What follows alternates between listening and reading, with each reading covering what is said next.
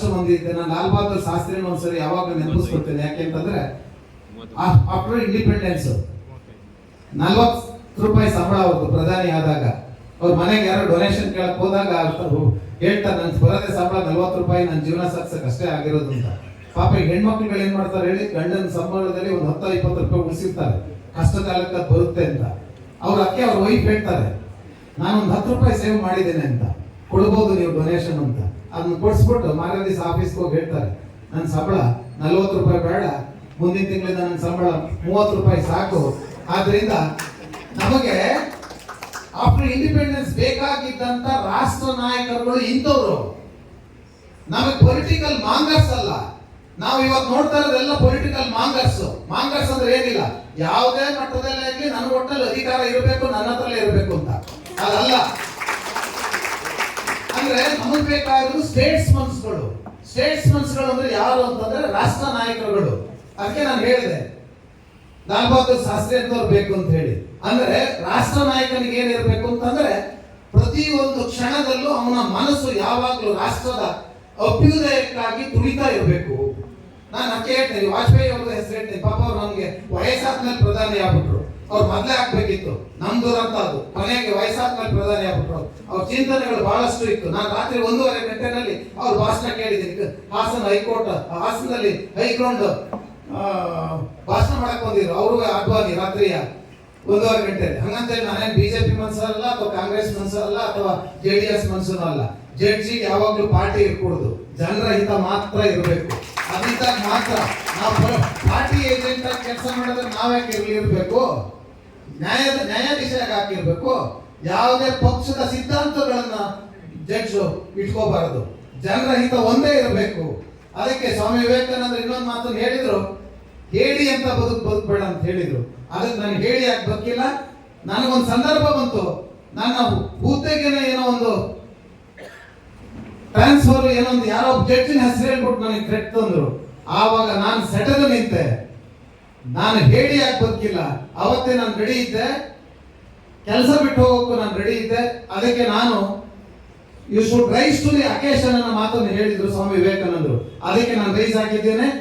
ಅದಕ್ಕೋಸ್ಕರ ನ್ಯಾಯಾಂಗದ ಗೌರವವನ್ನು ಕಾಪಾಡುವ ಒಂದೇ ಉದ್ದೇಶದಿಂದ ಮಾತ್ರ ನಾನು ರಿಯಾಕ್ಟ್ ಮಾಡಿದ್ದೆ ಹೊರತು ಬೇರೆ ಯಾವ ಉದ್ದೇಶದಿಂದ ಆ ರೀತಿ ರಿಯಾಕ್ಟ್ ಮಾಡಿಲ್ಲ. ಈಗೆಲ್ಲ ವಿಚಾರಗಳನ್ನ ಈ ಸಂದರ್ಭದಲ್ಲಿ ಹೇಳಿದ್ದೇನೆ. ನಮ್ಮೆಲ್ಲರ ದೃಷ್ಟಿ ಏನಿರಬೇಕು ಅಂತಂದ್ರೆ ಒಳ್ಳೆಯ ಸದೃಢ ರಾಷ್ಟ್ರ ಕಟ್ಟುವಂತ ಕೆಲಸವನ್ನ ನಾವೆಲ್ಲ ಸೇರಿ ಮಾಡಬೇಕಾಗಿದೆ.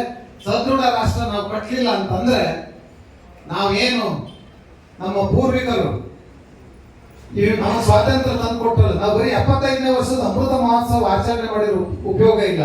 ಅದಕ್ಕೆ ಅಂಬೇಡ್ಕರ್ ಒಂದು ಮಾತು ಹೇಳ್ತಾರೆ, ಯಾರು ದೇಶದ ಇತಿಹಾಸವನ್ನು ಅರಿಯೋದಿಲ್ವೋ ಅವನು ಇತಿಹಾಸವನ್ನು ಸೃಷ್ಟಿಸಲಿಕ್ಕೆ ಸಾಧ್ಯ ಇಲ್ಲ ಅನ್ನೋ ಮಾತನ್ನು ಹೇಳ್ತಾರೆ. ಅದಕ್ಕೆ ನಾವು ಮೊದಲು ದೇಶದ ಇತಿಹಾಸವನ್ನು ತಿಳ್ಕೊಳ್ಬೇಕು. ಬಹಳಷ್ಟು ಜನ ನಮಗೆ ತ್ಯಾಗ ಬಲಿದಾನಗಳ ಮೂಲಕ ನಮಗೆ ಸ್ವಾತಂತ್ರ್ಯವನ್ನು ತಂದುಕೊಟ್ಟಿದ್ದಾರೆ. ಅದನ್ನ ನಾವು ಸ್ವಾತಂತ್ರ್ಯ ಬರೀ ಸ್ವೇಚ್ಛಾಚಾರದ ಸ್ವಾತಂತ್ರ್ಯ ಆಗಬಾರ್ದು. ಅವ್ರು ಕಂಡಂತ ಕನಸು ಏನು ಕೊಡುತ್ತಾ ಅಂಬೇಡ್ಕರ್ ಅವರು ಕೂಡ ಸೋದರತ್ವ, ಸಮಾನತೆ. ನಾವು ನೋಡಿ ಪ್ರಿಯಾಂಬಲ್ ಓದ್ತೀವಲ್ಲ, ಆರ್ಥಿಕ, ರಾಜಕೀಯ, ಸಾಮಾಜಿಕ, ಧಾರ್ಮಿಕ ನಂತಲೂ ಇದೆ. ಈಗ ಏನ್ ಮಾಡ್ತಾವ್ರೆ ರಾಜಕಾರಣಿಗಳು, ಧಾರ್ಮಿಕನ ಇಟ್ಕೊಂಡು ವೋಟ್ ಬ್ಯಾಂಕ್ ಮಾಡ್ಕೊಳ್ತಾವ್ರೆ. ಈಗ ಹೌದಿಲ್ಲ, 4 ಇದೆ. Unity in diversity. ನಮ್ಮ ದೇಶದಲ್ಲಿ ಎಲ್ಲ ಭಾಷೆಗಳು ಇದೆ, ಎಲ್ಲ ತರದ ಜನರಿದ್ದಾರೆ. ಯೂನಿಟಿ ಇನ್ ಡೈವರ್ಸಿಟಿ, ವಿವಿಧತೆಯಲ್ಲಿ ಏಕತೆಯನ್ನ ಕಂಡುಕೊಂಡು ಮುನ್ನುಗ್ಗಬೇಕು. ಪ್ರಪಂಚದಲ್ಲಿ ನಾವು ಯಾರು ನಮ್ಮನ್ನು ಅಲ್ಲಾಡ್ಸಕ್ಕಾಗಲ್ಲ, ನಾವು ಯಾವಾಗ ಯೂನಿಟಿ ಇನ್ ಡೈವರ್ಸಿಟಿ ತೋರಿಸ್ತೀವೋ. ಹಾಗಾಗಿ ಬಹಳ ಮಾತಾಡಿದ್ದೇನೆ, ಸಮಯ ಬಹಳ ಆಗಿದೆ. ಒಂದು ಅರ್ಧ ಗಂಟೆ ಹೆಚ್ಚಿಗೆ ಸಿಟ್ಟಿಂಗ್ ಮಾಡ್ತೀನಿ, ಪರವಾಗಿಲ್ಲ. ನನಗೆ ತವ್ರ ಮನೆಗೆ ಬಂದಿದ್ದೆ, ಯಾಕೆಂದ್ರೆ ನಾನು ಬಂದಿಲ್ಲ ಮೊದಲೆಲ್ಲ ಇಲ್ಲಿ ಮೇಹಾಲಿಗೆ ಬರ್ತಾ ಇದ್ದೆ, ಬಟ್ ಕಡಿಮೆ ಬರ್ತಾ ಇದೆ. ನನಗೆ ನಮ್ಮ CS ರವಿಶಂಕರ್ ಬರ್ತಾ ಇದ್ರು ಜಾಸ್ತಿ ಮೇಹಾಲ್ಗೆ. ನಾನು ಹೆಚ್ಚಿದಾಗಿ ಸಿಟಿ ಕೋರ್ಟ್, ಹೈಕೋರ್ಟ್ ನೋಡ್ಕೊಳ್ತಾ ಇದ್ದೆ. ಆದ್ರೆ ಸಮಯ ಇದ್ದರೆ DRTಗೆ ಹೋಗ್ತಾ ಇದ್ದೆ. ಹಾಗಾಗಿ ಇಲ್ಲಿ ಸ್ವಲ್ಪ ಕಡಿಮೆ ಬಂದಿರೋದು. ಆದ್ರೂ ಇಲ್ಲಿ ಬಂದು ಕೇಸಸ್ ಎಲ್ಲ ನಡೆಸಿದ್ದೇನೆ. ತವ್ರ ಮನೆಗೆ ಬಂದಿದ್ದೇನೆ. ತವ್ರ ಮನೆಯಲ್ಲಿ ನನಗೊಂದು ಅವಕಾಶ ಮಾಡಿಕೊಟ್ಟಿದ್ದೀರಿ, ನನ್ನ ವಿಚಾರಗಳನ್ನ ಹಂಚಿಕೊಳ್ಳಿಕ್ಕೆ ಒಂದು ಅವಕಾಶ ಮಾಡಿಕೊಟ್ಟಿದ್ದೀರಿ. ಯಾರು ಯಂಗ್ಸ್ಟರ್ಸ್ ಇದ್ದೀರಿ, ವರ್ಕ್ ಕಲ್ಚರ್ನ ಬೆಳೆಸ್ಕೊಳ್ಳೋದರ ಮೂಲಕ ನೀವು ಮುಂದೆ ಮುಖ್ಯವಾಗಿ ನೋಡ್ಬೇಕಾಗಿರೋದು ಕಕ್ಷಿದಾರನ ಹಿತವನ್ನ ನೀವು ನೋಡಬೇಕು. ನೀವು ಅದನ್ನ ಮಾಡಲಿಲ್ಲ ಅಂತಂದ್ರೆ ನಮ್ಮ ಈ ನ್ಯಾಯಾಂಗ ವ್ಯವಸ್ಥೆ ಇತ್ತು ಅದು ಸತ್ತಂಗೆ. ಅದಕ್ಕೋಸ್ಕರ ನಾವು ನೀವು ಒಟ್ಟಿಗೆ ಕೆಲಸ ಮಾಡೋಣ, ಒಳ್ಳೆಯ ಸದೃಢ ನ್ಯಾಯ ಕಟ್ಟುವ ಕೆಲಸವನ್ನ ನಾವೆಲ್ಲ ಮಾಡೋಣ ಅನ್ನೋ ಮಾತನ್ನ ಹೇಳ್ತಾ ನಾನು ಇಲ್ಲಿಂದ ವಿರಮಿಸ್ತೇನೆ. ನಾನೇನಾದ್ರು ತಪ್ಪಾಗಿ ಮಾತನಾಡಿದ್ರೆ ಇಲ್ಲಿ ತಗೊಂಡು ಇವತ್ತೇನ್ ಕೇಳಿದ್ರಿ ಇಲ್ಲಿ ಬಿಡಬೇಡಿ, ಅದನ್ನ ಇಲ್ಲಿಗೆ ತಗೊಳ್ಳಿ, ಹೃದಯಕ್ಕೆ ತಗೊಂಡು ಯೋಚನೆ ಮಾಡಿ ನಿರ್ಧಾರವನ್ನು ತೆಗೆದುಕೊಳ್ಳಿ. ಅದಕ್ಕೆ ಗಾಂಧೀಜಿನ ಒಂದು ಮಾತು ಹೇಳ್ತಾರೆ, ನಮ್ಮ ಶಿಕ್ಷಣ ಅಂತ ಅವ್ರು ಏನ್ ಹೇಳ್ತಾರೆ, it is not for accumulation of facts ಅಂತ ಹೇಳ್ತಾರೆ. What is right, what is wrong ಅದನ್ನ ನಿರ್ಧಾರ ಮಾಡ್ತಕ್ಕಂಥ ಶಕ್ತಿಯನ್ನ ಏನ್ ಕೊಡುತ್ತೆ, ಶಿಕ್ಷಣ ಕೊಡುತ್ತೆ. ಆ ಶಿಕ್ಷಣದಿಂದ ನೀವು what is right, what is wrong ಅನ್ನೋದನ್ನ ನಾವು ನಿರ್ಧಾರ ಮಾಡಬೇಕಾಗ್ತದೆ. ಸಮಾಜ ಯಾವಾಗ ದಾರಿ ತಪ್ತಾ ಇರ್ತದೋ ಆ ಸಮಾಜವನ್ನು ಸರಿದಾರಿಗೆ ತರ್ತಕ್ಕಂಥ ಜವಾಬ್ದಾರಿ ಕೂಡ ವಕೀಲರಿಗಿದೆ. ಅದಕ್ಕೆ ನಾವು ವಕೀಲರನ್ನು ಕರಿತೀವಿ ಸೋಷಿಯಲ್ ಇಂಜಿನಿಯರ್ಸ್ ಅಂತ ಹೇಳಿ ಕರಿತೀವಿ.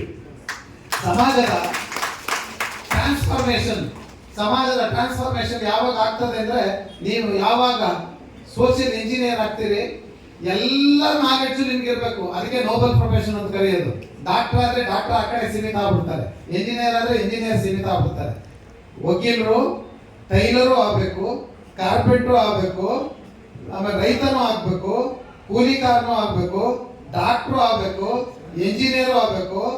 ಎಲ್ಲ ವಿಷಯಗಳಲ್ಲಿ ನಾಲೆಡ್ಜ್ ನ ಹೊಂದಿರಬೇಕು.